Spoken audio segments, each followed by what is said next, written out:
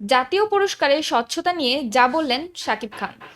ত্রয়োদশ জাতীয় সংসদ নির্বাচন শেষে বাংলাদেশের নতুন সরকার গঠনের পর রাষ্ট্রনীতির নতুন দিক নির্দেশনা নিয়ে প্রত্যাশার কথা জানিয়েছেন ঢালিউডের শীর্ষ অভিনেতা শাকিব খান। এক সাক্ষাৎকারে চলচ্চিত্র শিল্পের সংস্কার ও উন্নয়ন নিয়ে নিজের অবস্থান স্পষ্ট করেন তিনি। জাতীয় চলচ্চিত্র পুরস্কার প্রসঙ্গে তিনি বলেন, বিচার প্রক্রিয়ায় পূর্ণ স্বচ্ছতা নিশ্চিত করতে হবে। রাজনৈতিক প্রভাব, স্বজনপ্রীতি ও অস্বচ্ছতা থেকে মুক্ত একটি জবাবদিহিমূলক কাঠামো গড়ে তোলার আহ্বান জানান তিনি। পাশাপাশি বাইরের হস্তক্ষেপ ঠেকাতে কঠোর নীতিমালা প্রণয়নের প্রয়োজনীয়তার কথাও তুলে ধরেন এই অভিনেতা।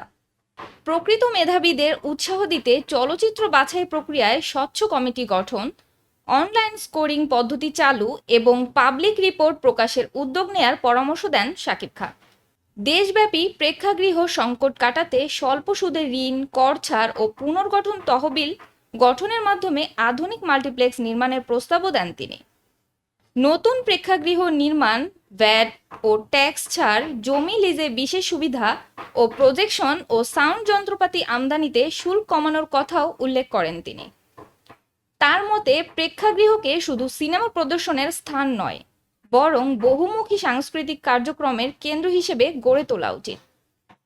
সেখানে নিয়মিত চলচ্চিত্র উৎসব ও সাংস্কৃতিক আয়োজনও হতে পারে। একই সঙ্গে সরকারকে ঝামেলামুক্ত, পেশাদার ও নিরাপদ কর্মপরিবেশ নিশ্চিত করার আহ্বান জানান এই শীর্ষ নায়ক।